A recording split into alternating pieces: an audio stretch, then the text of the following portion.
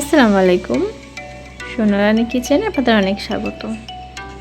আজকে আমি করব দুধ আর পাউরুটি দিয়ে দারুণ একটা রেসিপি।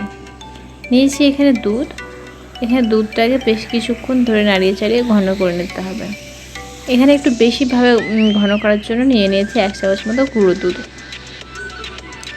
বেশ কিছুক্ষণ ধরে নাড়িয়ে চাড়িয়ে এর মধ্যে দিয়ে দেবো চিনি দিয়ে আরও কিছুক্ষণ নাড়াতে হবে। চিনি দেওয়ার পরে দুধটা পাতলা হয়ে যায়, তাই আরও কিছুক্ষণ নাড়িয়ে এটাকে একদম মালাইয়ের মতো করে দিতে হবে। বসিয়ে দিচ্ছি কড়াই, তার মধ্যে আরও 1 কাপ মতো দুধ দিয়ে দিচ্ছি গুঁড়ো দুধ। এবার এটাকে জাল করে শুকিয়ে নিতে হবে। যারা বেশি মিষ্টি খেতে পছন্দ করেন তারা আবার এখানে মিষ্টি দিতে পারেন চিনি। যাই হোক, গুঁড়ো দুধ তো এমনিতে অনেক মিষ্টি, তাই এখানে চিনি দিচ্ছি না। এইভাবে নাড়িয়ে চাড়িয়ে ওকে পুরোটা শুকিয়ে দিতে হবে। একটা পুরের মতো তৈরি হয়ে যাবে। যখন এটা শুকিয়ে আসবে, কড়াই থেকে ছাড়তে শুরু করবে, তখন আমাদের পুরটা তৈরি হয়ে যাবে। এখন কিন্তু একদম শুকিয়ে তৈরি হয়ে গেছে, এটাকে নামিয়ে নেব। এখানে নিয়েছি 4টা ব্রেডগুলো 4 ধারগুলো ব্রাউন অংশগুলো কেটে নেব এইভাবে।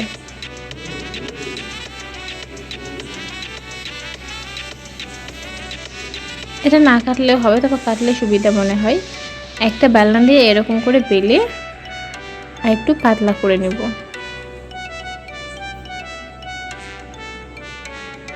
পাতলা করে নিয়ে এর মধ্যে যে পুরটা বানিয়ে রেখেছি দুধ দিয়ে, সেটাকে দিয়ে দেব। চামচ দিয়ে অসুবিধা হচ্ছে, হাত দিয়ে দিচ্ছি। এরকমভাবে দিয়ে সুন্দর করে বসিয়ে দিয়ে একটা রোলের মতো তৈরি করে দিতে হবে। কোনো ঝামেলার কাজ না, খুব সহজেই তৈরি হয়ে যাবে। বাকিগুলো যেগুলো আছে একই রকমভাবে আমি তৈরি করে নিচ্ছি। এবার আগে থেকে যে দুধটা জাল করে ঘন করে মালাই করে রেখেছিলাম, সেই দুধটাকে এর উপরে এরকম করে দিয়ে দেবো। অল্প করে দিয়ে দেব। এইভাবে রোলগুলোর উপরে দিয়ে দেব। ব্যাস, আমাদের দুধ আর পাউরুটি দিয়ে তৈরি হয়ে গেল সুন্দর একটা মিষ্টি রেসিপি।